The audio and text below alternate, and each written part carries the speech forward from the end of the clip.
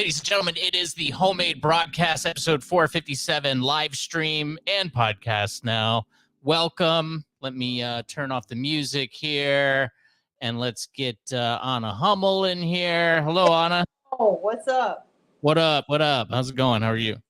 I'm doing okay. I don't know if you've had one of these situations before, but I was at the gym, and I just was not feeling it.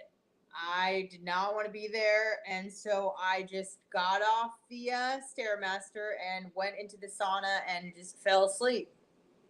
And that's my workout. That's dangerous. Yeah, well, it isn't it. I mean, it is obviously, but you never really like fully out because you're kind of uncomfortable because it's so hot. And so I was never fully asleep. But what I like about exiting the gym after the sauna is you are sweaty. So it gives off the appearance that you, in fact, did work out. But I did not. I did probably about 4 minutes on the Stairmaster. I said, F this. I don't want to do this today. And then I realized I had not taken a day off of working out in 2 weeks because I was so paranoid about my knee injury that I overcompensate by, doing arms every day or going for, or, doing an elliptical or whatever I was trying to do. So I'm like, this is probably why. I probably just need a break. So. Yeah, I mean, I think that's important. Do you take breaks on the weekends? Not especially. On Sunday, I have like an active recovery day, but I probably walked about 5 miles on Sunday. I don't know if you consider that a break. That's walking, normal. I mean, actual exercise. I don't think walking counts. Walking is something you should do every day. Well, right. It's still exercise. It's not high intensity or anything like that. Well, it's exercise. You're moving. Then we're talking life as exercise at this point. You have to move your legs in order to get to, sometimes Johnny will do that. I'll be like, Johnny's got this lofty weight loss goal, and he's doing great, by the way. I'm very impressed with what he's done. And, but I think the exercise is what kind of trips him up sometimes. And, he was like, I'm going for walks. He was doing his walk things. And then whenever we do weigh-in Wednesday, which will be tonight, by the way, I always go. You weigh in as well? No, not me, just him. Okay. Because he's got the goal, but I'll be like, so he'll tell me what he ate, and he's like, well, I had a little hiccup here, had a little, it's the holiday. I had some Reese's Pieces for Halloween. I'm like, it's all right. I go, but what was your physical activity like? And he'll be like, I mean, I mowed the grass. I walked from my car to inside the store from the parking lot. I'm like, well, that's not. And yes, technically it's moving, but that's just life. I don't know if that counts. Like, I feel like you have to really break a sweat and be breathing heavy in order for it to be considered exercise. So walking, yeah. Walking to like your car from the store, probably not. But if you're doing like 5.5 miles of walking, like, pretty good. Is it high intensity? No one's saying that, but it's good, but does he feel like the need to confess to you, and does he guess before he weighs in? He is good about fessing up when he feels like he makes a mistake. See, he had I think now that he's lost so much weight, the more you lose, the harder it gets down the line. You hit plateaus, and then it's hard to kind of get over the hump on those plateaus. I mean, I've been on a plateau for a year now, so I know what that's like. It's very frustrating. So I think, and then he goes, well, my treadmill's broken too, so I got to get that fixed. I go, okay. Right, because there's no outside, right? Yeah. I mean, it is hot out there. I will say that is true. But it's just whatever you're willing to put into it. So I'll be asking him tonight what his physical activity was like, and we'll see what he says. I feel like sometimes he does try to come up with things because he knows it could be better, but well, whatever, we'll see. But yeah, walking's life. I don't know how much that counts.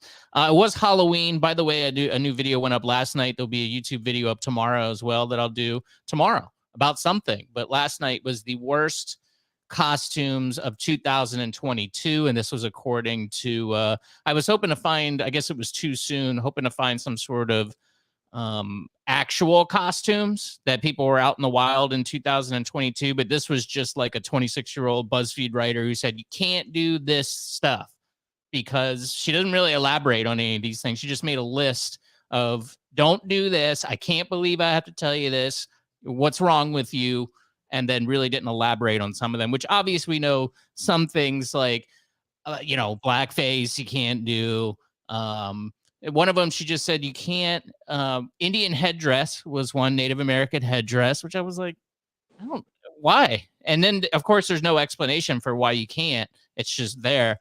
And then the one I found bizarre was politicians, like not to dress as politicians, even if you're making fun of them, and didn't elaborate on that at all either. But anyway, you can go check that out, willsyoutube.com, and my commentary on that. Did you get out for Halloween? No, I handed out some candy to some children and just got absolutely, I mean, I don't want to show you because my legs are hairy, but I just got absolutely annihilated by the bugs. And this is why I love the outdoors, but I also hate the outdoors for this reason. And my boyfriend Chris, you've met him. He, kind of asked me last night if I wanted to go camping in the next couple weeks because he's part of this fireworks club, whatever. And I'm like, me and the bugs, right? I can't, like, I'm so uncomfortable right now. I don't know if you have the same like blood type as I do, but when I get bit by bugs, I don't just get bit by like one. I have 30 bites right now all over my body. So, yeah, that was my Halloween, just getting annihilated by bugs. Oh, that's pretty scary. Yeah, I had to work that night, so I didn't see any. I didn't really have any sort of official Halloween. I did go, kind of walked around on Saturday night. Saturday night was when the parties happened anyway, and it's weird how like the holidays bring out the best in people. They make them, for whatever reason. Maybe it's just because alcohol is going on, and I don't know what exactly it is, but they're more hospitable, more friendly. And I walked by my neighbor's house who was having a Halloween party, and they just kind of waved me in, and I was like, okay. So I went and hung out with them for a little bit. Brian and Sheena, very nice, beautiful home. And I couldn't stay very long because I had to work at 5 a.m. the next morning, so I was kind of stuck. But it's weird that holidays are the things that really open people up to being a neighbor, really, because I don't talk to any of my neighbors at all. In fact, there was a guy, Nolan, I think his name is. He messaged me and he was like, "Hey, do you run in the neighborhood around here?" And named my neighborhood, and I was like, "Yeah, yeah, that's probably me." He goes, "Oh, okay. I always wanted to say what's up, but I didn't know if it was you or whatever." I'm like, "Yeah, you could say hello anytime."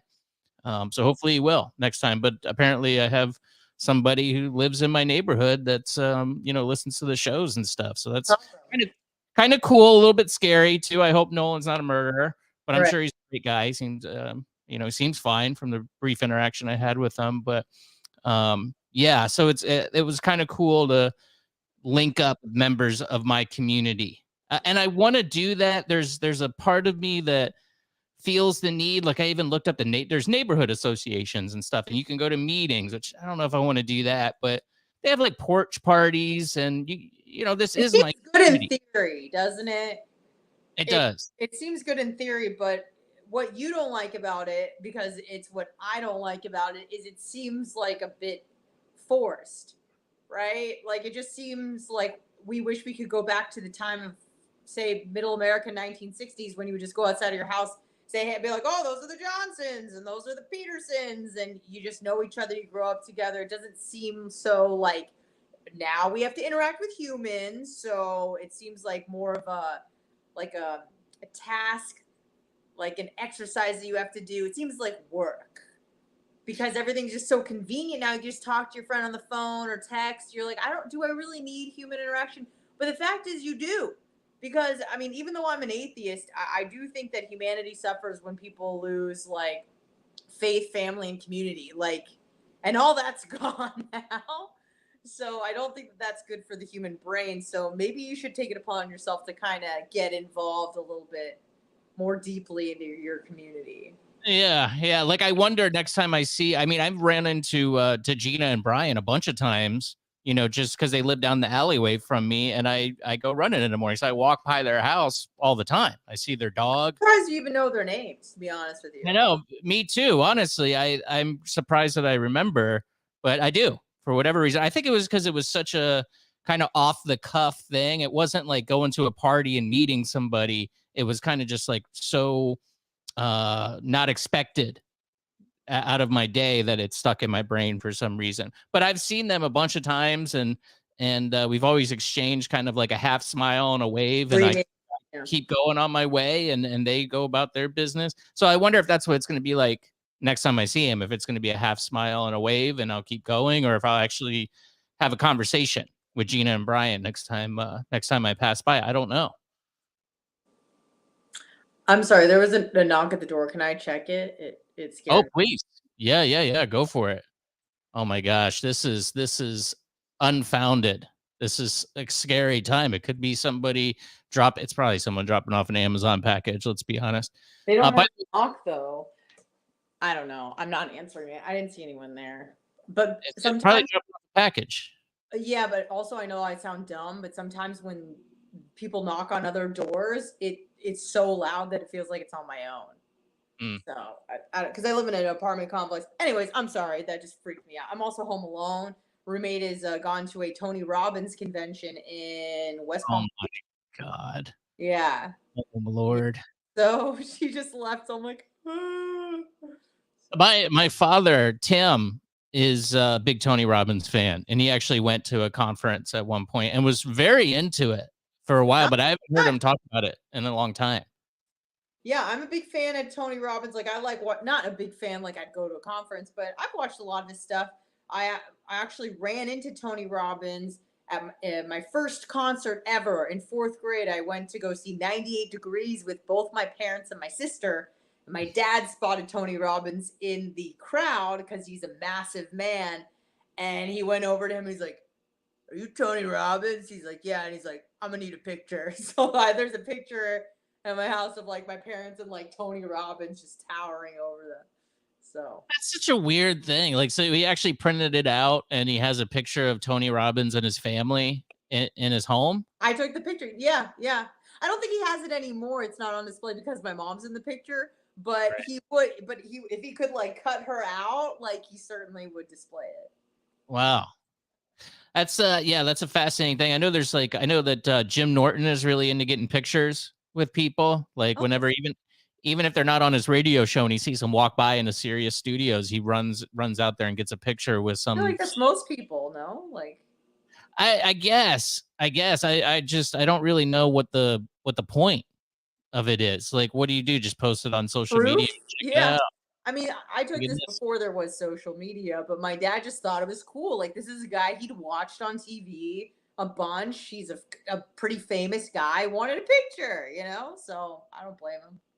But the like, who sees that and goes? I think the first question would be like, if I walked into his house, I would say, "Do you know Tony Robbins?"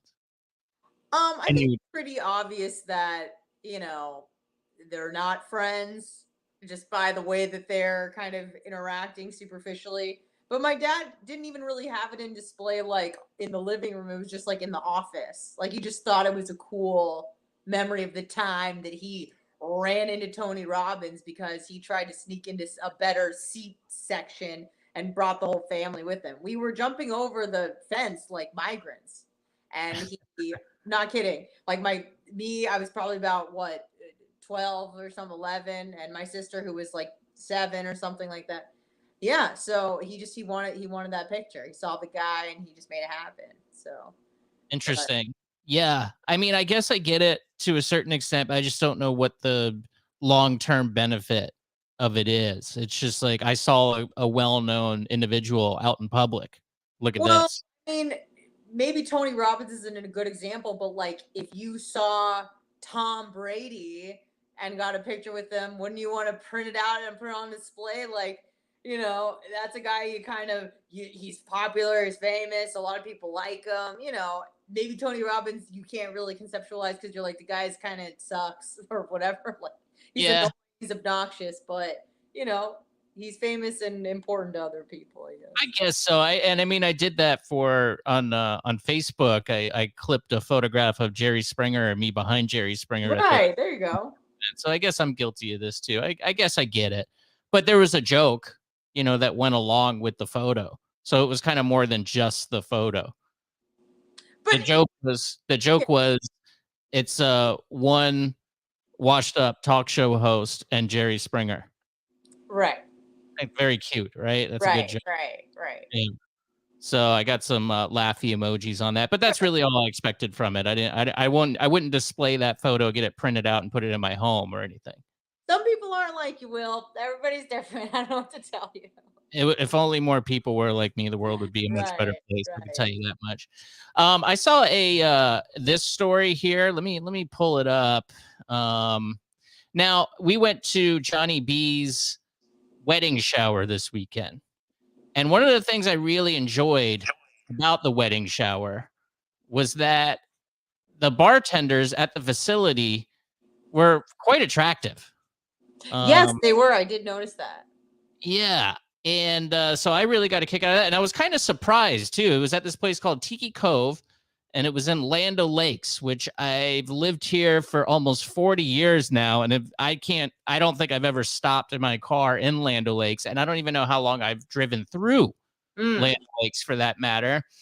But I was very thrilled that the bartenders there was three of them, were very attractive. And it's just not a place where you would expect necessarily for there to be, attract this sounds bad, but attractive women. Lando Lakes at just one bar, or they got the lockdown on attractive bartenders. I don't know. I thought it was unusual. Maybe I'm just being ridiculous here, but um are you familiar with the Tampa Bay Brewing Company, Anna? Yes, I am. So it is, for those of you who are not familiar with it, it's a brewery in Ybor City, and they had some heat over the weekend. The one of the owners, who is now I guess stepped aside as an ownership. I don't know if they sold his shares or he's just completely out of it. His name is John Dobble. He's now the former co-owner of TBBC. He said, I guess when he was at the facility the other day, that if they hired more attractive bartenders, the place would be making more money. Now, this obviously called an uproar. 2022, Me Too. You can't do that. You can't comment on a woman's looks. You're not allowed. Um, but, and I thought, and what do you think? Because you're kind of this weird lady. Is there any validity to this man, John's statement that if a place has hotter bartenders, that it will make more money? Yes. Yep. Yes, Mm, it will. It certainly mhm. won't hurt. If anything, it's a net neutral, but it certainly won't hurt. I think that it may not necessarily make more money, but it's probably definitely true that the attractive ladies will get more tips probably than your average next door Jane or something. I think that's unquestionably true. Right. And if it gets the reputation that there are attractive women behind the bar, more men will want to go spend their time there and drink as opposed to going to a different place.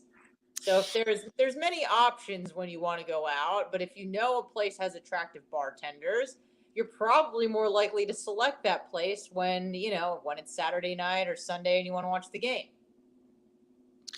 Yeah, I'm trying to think if that's true or not. I think that there's places that I would go to no matter what. I mean, there's a few bars that I do frequent, and they're not like stocked with hot chicks or anything. But I think that that could be true.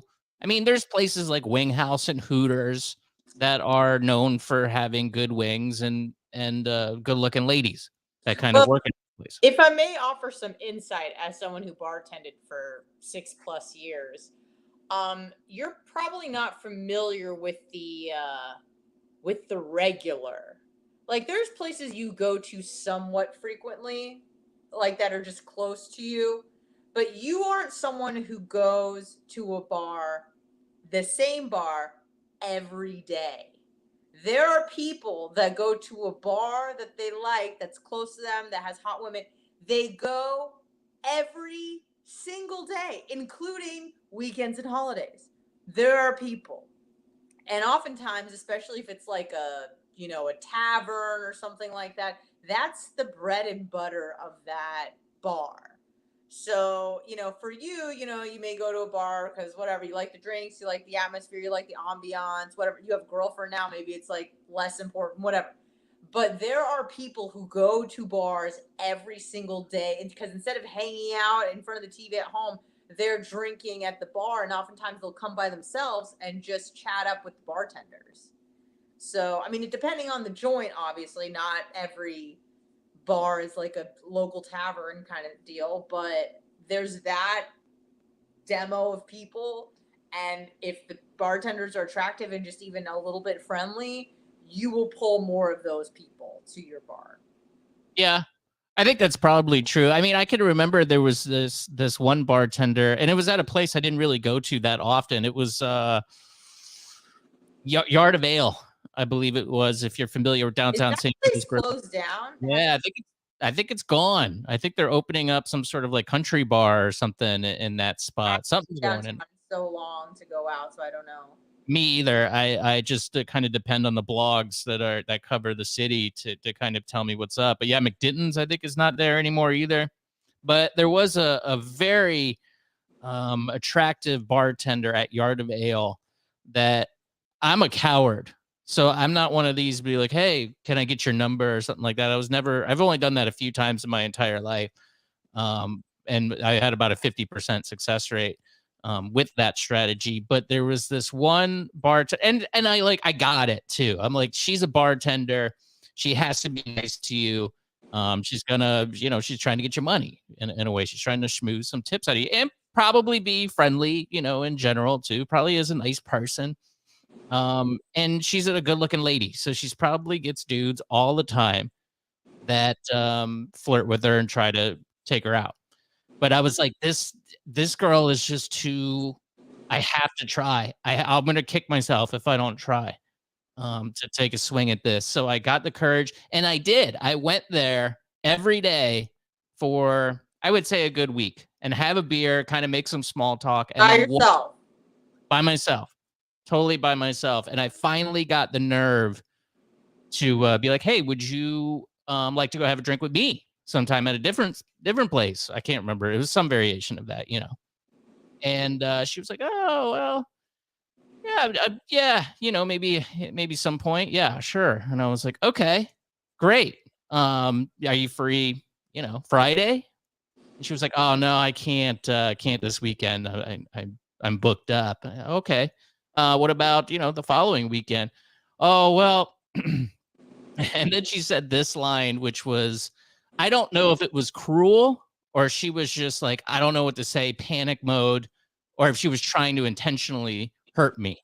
But I think it was around this time of year, fall time, October, November, somewhere around then. I remember wearing a light jacket, maybe even December.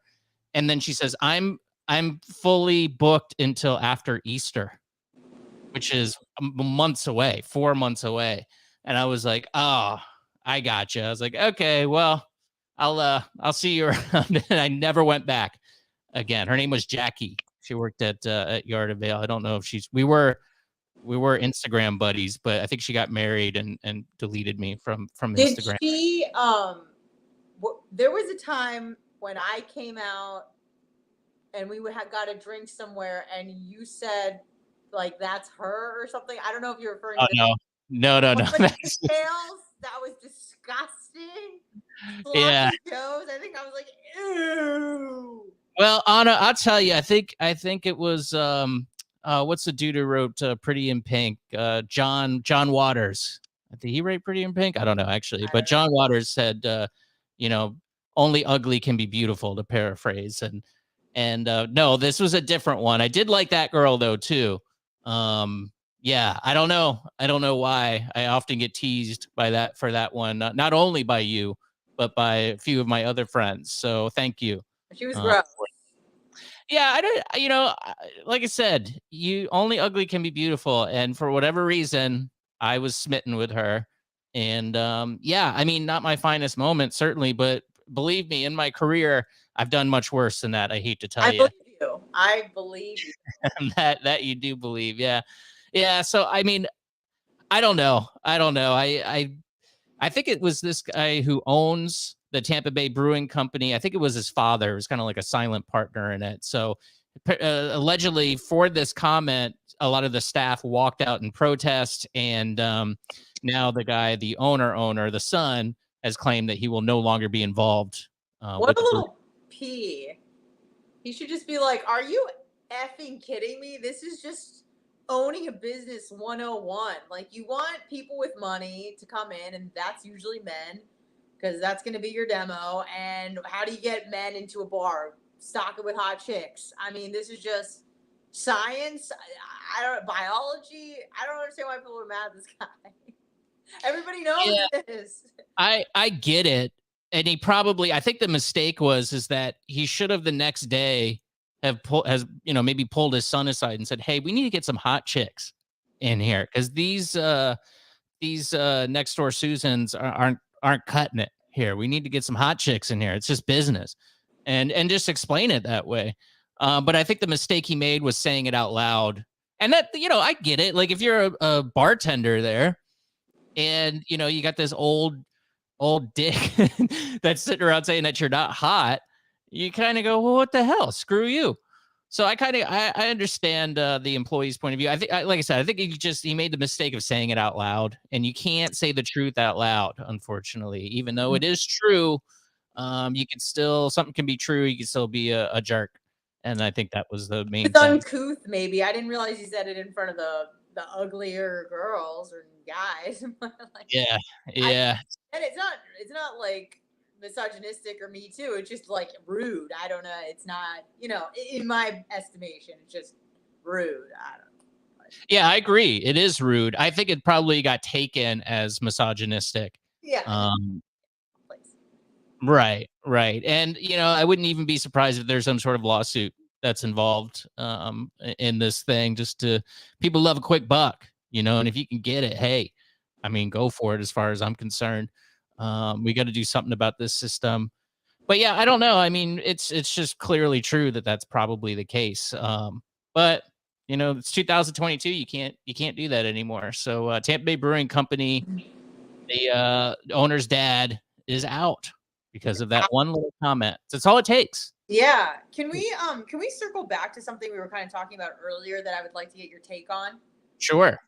So we were talking about Tony Robbins and stuff, and I felt like when I first mentioned that my roommate was on her way down there, you kind of scoffed at the deal. Yeah.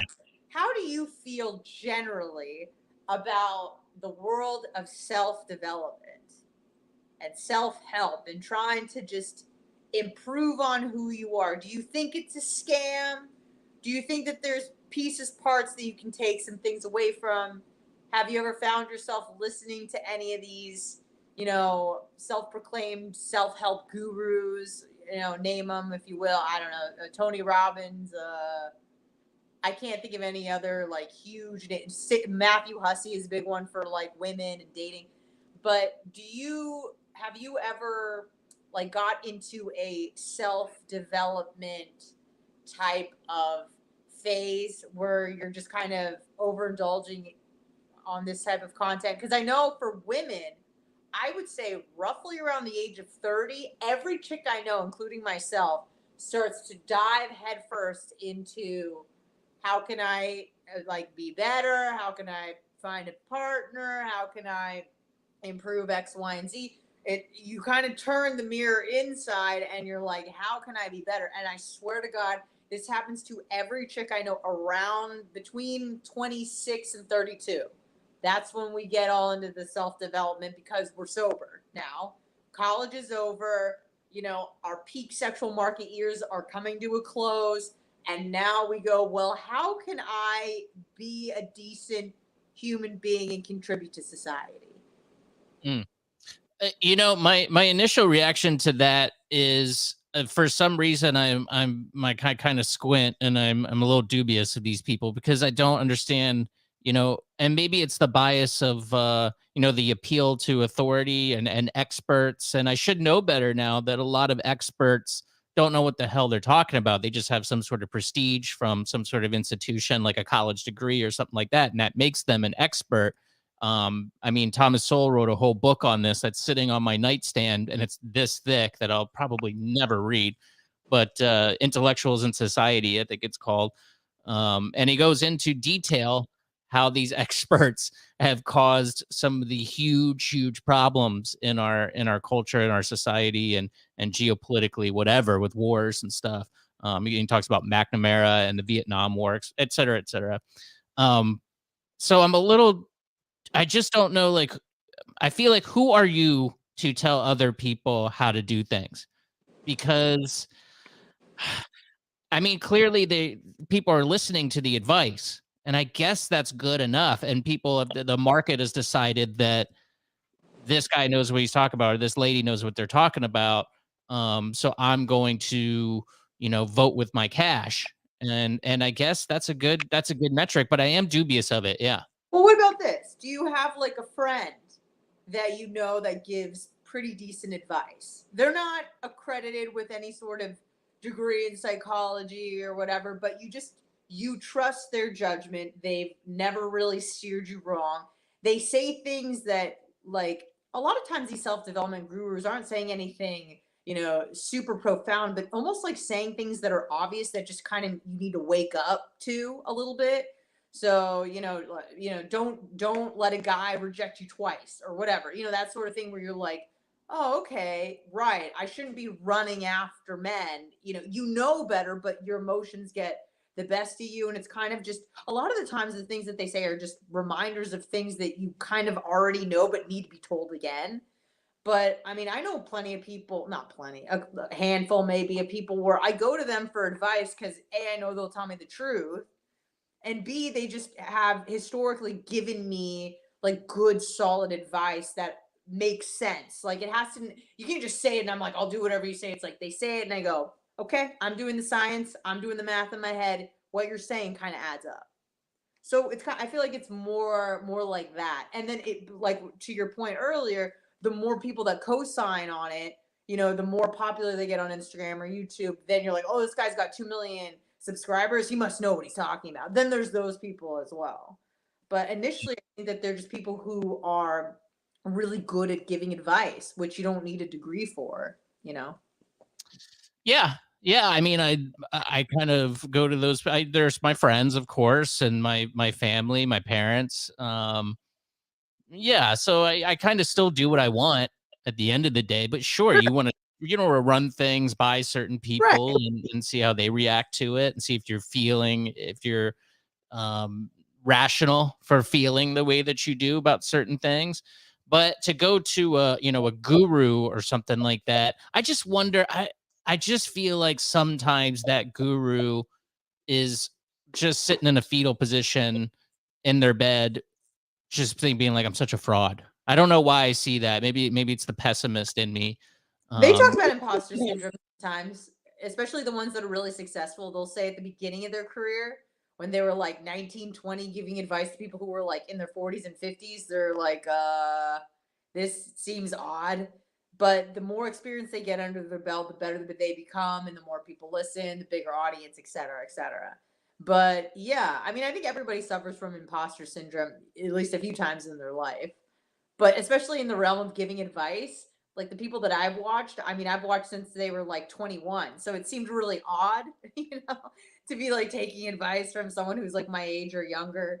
But there was something, it was kind of just like a natural gift where they would read a lot of books on human dynamics or whatever, and they were just kind of repeating what they learned. And you're like, this makes sense. And then add on to that, they're pretty good looking. Add on to that, they have a pretty charismatic delivery that becomes, addictive and you want to keep watching it. Now, to your point, I don't think I would ever spend a penny on this sort of stuff because there's so much free content online. Like, what are you doing? But I do like to watch a lot of self-development stuff as well. So Yeah, I mean, I certainly get it. Maybe I just haven't gotten there at this point in my life, but I know a lot of people are into it. I mean, I was shocked when my father was expressing that he was so into Tony Robbins, and he was like amped about it for a little while. But then, I never heard him talk about it after a few months. He would talk about it all the time.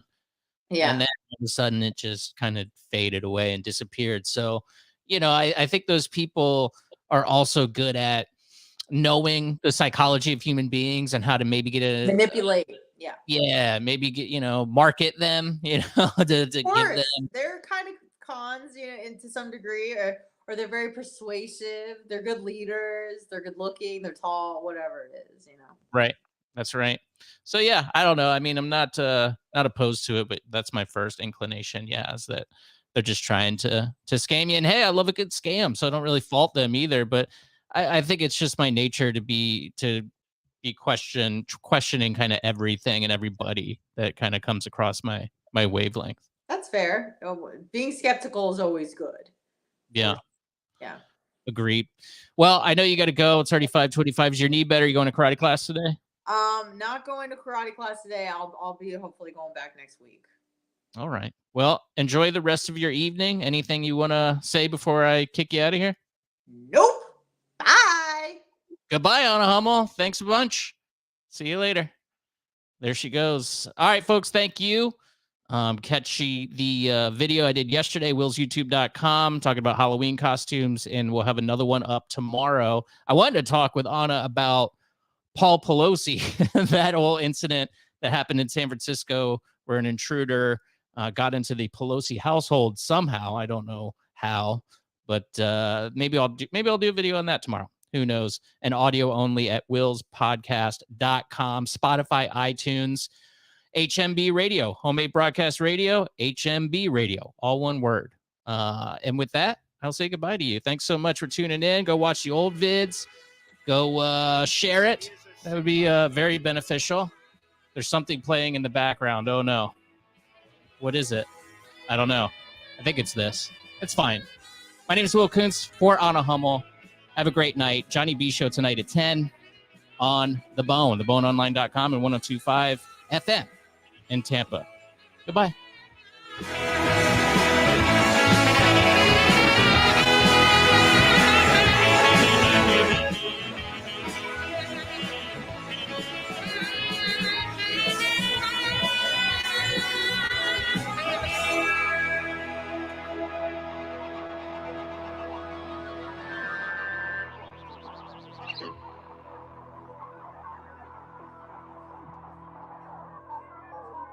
You have found the Homemade Broadcast on RadioSt.com.